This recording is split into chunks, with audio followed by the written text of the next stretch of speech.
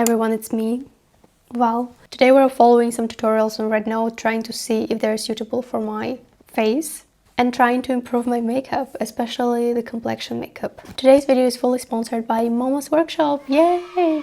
It's the first sponsor on this channel. I'm really grateful that you made it possible for me to have a sponsor on the channel. Momo's workshop are specializing in creating good quality puffs that are easy to use, and they have some of the most adorable original designs that I've seen. If you're chronically on Rednote just like me and you're watching a lot of makeup videos, you've probably seen these puffs already. If you ever wondered what do people use on these videos, you've probably seen at least once this brand and their puffs. They're gentle on sensitive skin and they're latex free if you're allergic. We all know, especially from all the Korean and Chinese makeup trends, that our base makeup is the most important. Everything else doesn't matter as much as the base makeup. And we all know that the tools for the base makeup are just as important as the makeup products. Of course, the hacks that interest me the most are related to base makeup and covering blemishes, which I do have. I prepared 2 video hacks for covering them, so let's go through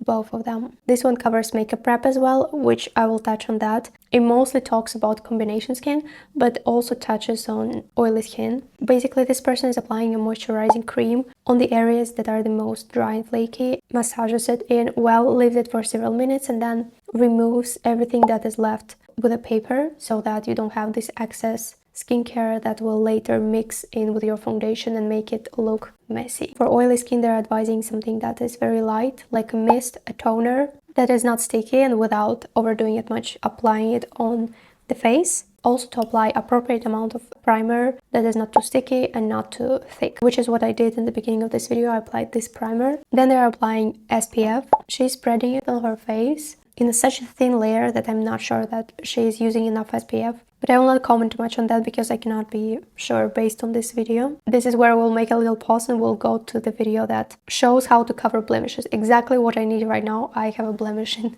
actually a very similar area. Okay, so this person is moisturizing their most problematic areas, and then they're taking a moisturizing cream and they're adding it to these trouble spots to make sure that the skin is not too dry around them. I'm using this cream and massaging it in the skin. Like the previous video suggested, I will take a paper towel and I will remove the excess skincare. Then I'm taking a concealer of a shade that is matching my skin tone. Actually, many of the videos they're using exactly this hourglass concealer. I'm applying enough on the brush and then I tap it on the blemish. While I'm waiting for it to dry just a little bit before blending, I will cover my under eyes. I'm taking this flatter puff from Momo's workshop. Then I will blend the edges and only the edges of all these spots that we covered. Okay, blending completed. Of course, I didn't remove the texture. For example, this part. This blemish is like a bump. It's very textured and it's not going to be completely smoothed out because we're removing the color and not the texture. Then she's applying a generous amount of a setting spray, waiting for it to dry. The foundation that I've been trying to make work for myself is this Rednote No Zero Cushion, but it's just not long-lasting. And I hope that with these hacks, it's going to last longer. I applied a little bit on my hand. I see that she's mixing it with something moisturizing because I see that her skin is drier, but my skin is not dry. I don't think that I need to mix in the moisturizer. She's adding some setting spray to this mixture, which is what I'm going to do as well. And she applies it with a brush and blends it with a puff. I'm feeling scared. I have never added a setting spray in my foundation. Let's take a puff, and with this big and dry puff, we're going to blend. On the areas like this, where the cheeks are, the jawline, the forehead as well, it's very easy to blend foundation with a big puff if you are in a hurry and you need it faster. And as you can see, the result upon the application is perfect. Everything is smooth and clear. I know that I did my brows already prior to foundation, so I'm going to take a smaller puff. And I also want to try a smaller puff on the nose. In the previous hack, I saw that the person is confidently just moving their nose like this in order to get to this hard to reach areas, like this fold, which I also do. I think that it's a great hack, of course. Just don't move it too much on the side. Try to move it in a diagonal direction instead of just moving it on the side and creating a fold on another side. The puff is really soft, so it's actually enough to just press it and it's going to reach this area anyway. I actually really like the small puff. It's exactly the size of my eye. Here we can see the result upon the application on the whole face. Everything is seamless. You cannot even say that I blended it separately. Okay, looking pretty good. Then for the areas that the foundation and the puff removed the concealer a little bit and the coverage, she advises to just gently tap with a brush and then just as gently to lightly blend it with a puff.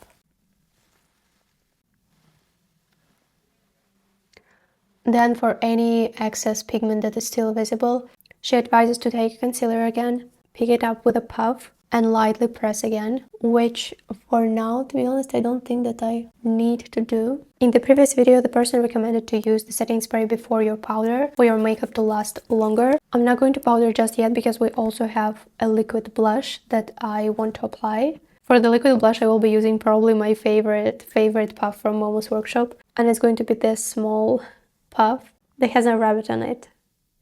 Look how cute is that. Although there's one more that I really like, and it's a dog, I think. I thought that it's a bear at first, but maybe it's a dog. I like it because it has this expression of being irritated about something. Yeah, I think these two, when it comes to how they look, I think these two are my favorite ones. We'll be using the super viral one, the AZTK blush. I will apply it directly on my face, somewhere here in the center.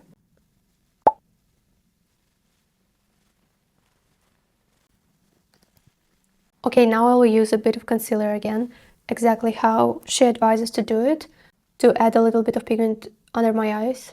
Actually, I don't see this dot that much. I thought that I will see it after I apply the blush, but I think what happened is that because I'm using a dry sponge, normally I use a wet sponge. This one is dry, and because I used it, it didn't mix the foundation together with the blush, and it allowed the blush to just sit on top without being mixed in. And because of that, I don't see this dot.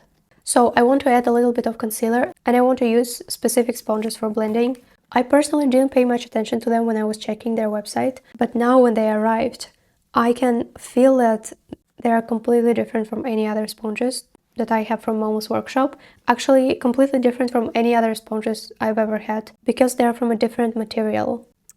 It feels like something in between velvety and this kind of marshmallow soft puff. I am not familiar with this material at all. I'm taking the same Hourglass concealer, gently tapping it in the puff, and then using it under my eyes just a bit. Actually, I was wondering why they're cut like this. Why are they not sharp in the end? But it's actually very convenient because look how I'm blending under my eyes. Almost mimicking the shape of the eye. Very convenient. Okay, and I will also add a little bit on this spot. Okay, I like it. I like it. Next up, this person is using a puff exactly on these areas that have a lot of concealer that need a lot of setting so that everything stays in place. For the powder products, I have the cutest puffs you can imagine. Actually, these are the puffs that caught my attention when I was reviewing the brand when they reached out to me. And these are the puffs that are literally two little black cats. Look at them. Look at them. Look at their eyes. Isn't it like, oh my god, they're so adorable. So these are what first caught my attention. These are two different puffs. They might look the same, they're not. One is a short velour puff, exactly for application of powder. And this one is a fluffy puff. And when I first seen these types of puffs, I was really surprised and really amazed that this can be used for makeup. Literally so cute. I cannot stop touching them because they're so soft. So we're taking the one for the powder. I see that they're using a pressed powder, but I really like my loose powder. I really like it. Cannot live without it. So really precisely, they're targeting exactly the areas that need the most setting.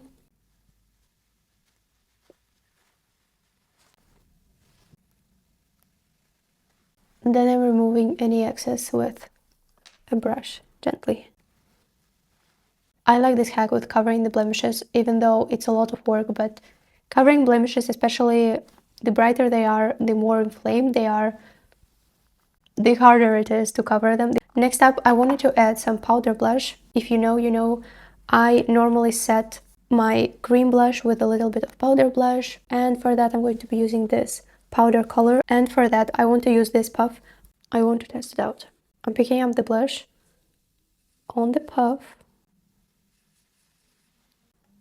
Let me try it on my hand first.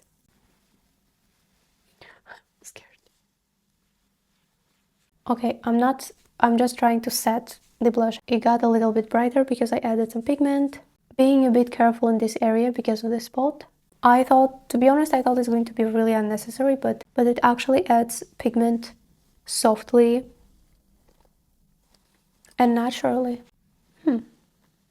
For the contouring scheme, I want to use this video. I want to see if this contouring scheme is going to work for me. For the highlighter, for a matte highlighter, I'm going to use this one from the same Judy Doll palette, which I've been liking a lot recently. Adding it here above the beginning of my eyebrow, here on the temples. She's also adding it below the eye, but I already have a blush there. I don't think that it's going to be suitable. And also I think that she does have some brightening on the chin here. Okay, what do we think? Is there any difference? Let's repeat all of this on the other side. Then the contouring scheme of the nose. I'm really curious to try it and see if it's going to be suitable for me. Alright, so she's accentuating this part without drawing any kind of line here, just this. Almost like not a complete circle. And also the whole part down here, this part. Accentuating the shadow here and then drawing this kind of half a circle shape.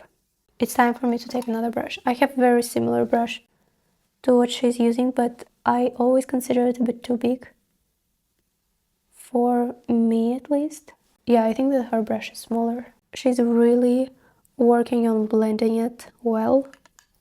Not drawing these vertical lines, but kind of blending it the way that they're still there. I see that this contouring is also kind of turning into eye makeup because she's blending it and adding color right to here. Like on your whole eye, like this. And then she brightens the sides of the nose and also the center of the nose. I really like this nose contouring. Actually, I really like it. Momo's workshop have multiple different collections on their website with more aesthetic designs and more fun designs. My personal favorite is the animal collection. They have a lot of puffs with cute animal faces printed on them. Some of them are cute, some of them are funny. When I saw them for the first time, I immediately thought that I want the animal collection because they're so adorable. Let's talk about my actual experience with the puffs. You know how detailed I am, starting with the packaging and all of this. The first thing that I felt when I was unboxing these puffs is that they feel really luxurious. They feel really expensive, you know? All the boxes are really well made, this plastic. Then I'm taking the puff out and I can see that the printing, the details, the face of the animal, they're very well printed and well made. The materials and the feeling when you're holding it in your hands or when you're using it on your face. Like it actually feels like a well-made tool. All the puffs that are coming in a case. It might be this kind of case, a plastic white case, or a transparent case like this. I really like that they're coming with cases because it's much better for traveling and also for just keeping them closed so that they don't gather the dust and bacteria, which is really important for me. You know how I have acne trauma. I am very concerned about bacteria and all of this. Of course, you can say that it's bulky, but it doesn't seem like a big problem to me because when I travel, for example, all my puffs are wrapped in some paper and it looks awful. Sometimes they fall out of this paper and they mix with my makeup products. Sometimes when they just lay around somewhere, they get really dusty and I end up washing them a couple of times per week, even if I didn't use them, just because they were laying around and they got so dusty that I don't want to use them on my face. Of course, they have smaller puffs with another kind of packaging. I see multiple sizes of puffs. I see these like biggest ones, something in the middle, more of a regular sized puff, a smaller puff, really travel friendly, and very small puffs that are more like finger puffs. These egg-shaped containers, they can fit 2 big puffs in them. They're all coming with this thing, connector. I don't know, is it to connect it with something? Because as a keychain, listen, stop with strange keychains, okay? Attach it to your backpack and don't lose it during the trip. For all transparent plastic cases, there is this type, this metal chain. I forgot to mention that in these boxes, I like that they have the holes on the back. This is true for big boxes and for medium-sized boxes. I really like that they have these dots. I'm really happy that they have it because it will allow any liquids and water to evaporate, not to be trapped together with the puffs in the same box, because it will make them disgusting, you guys. It can make them moldy even. So I'm really happy that they have this touch. I know for a fact that I will wash a puff and I will throw it in this box, especially if I travel, so it's a great detail for me. Some types of the puffs are quite familiar for me as someone who loves sea beauty. I'm speaking about this type of a puff, this kind of thick, bouncy marshmallow puff as they call it. It is really good for blending any liquids, of course, foundation, concealer, BB creams, liquid blush, cream blush. But what I noticed with the application of foundation and liquid blush while working with them dry, they do not pick up that much product. They do not take and absorb that much product. They are just blending it and spreading it. Some puffs were very new to me, to be honest, and I'm speaking about short velour puff. It's a very soft material that reminds me of a blanket or something. They're used to apply powder, and for me, to be honest, they do the job very well. I'm applying a layer of powder, especially on the oiliest zones, to kind of set makeup very well there.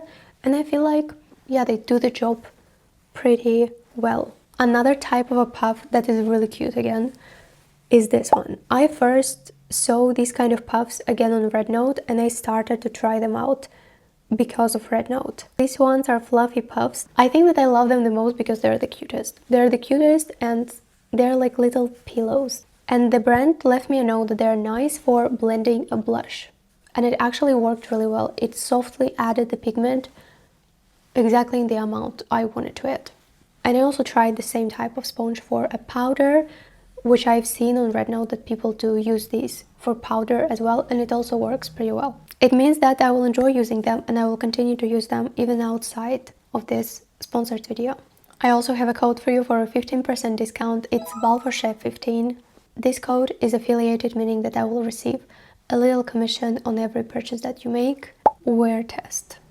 The wear test is not going to be long because it's 1:30 a.m. I think that it has been around an hour since I applied everything, or probably more.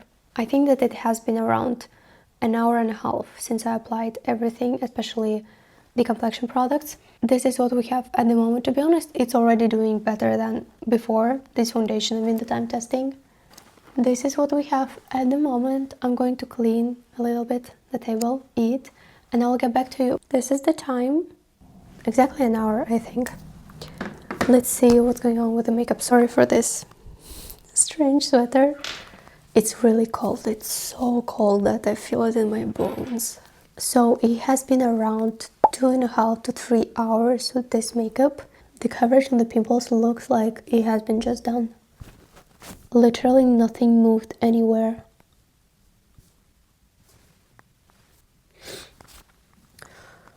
To be honest, it looks much better than when I just started to test this foundation, because normally when I test it, it would be gone in like 1 hour or 2.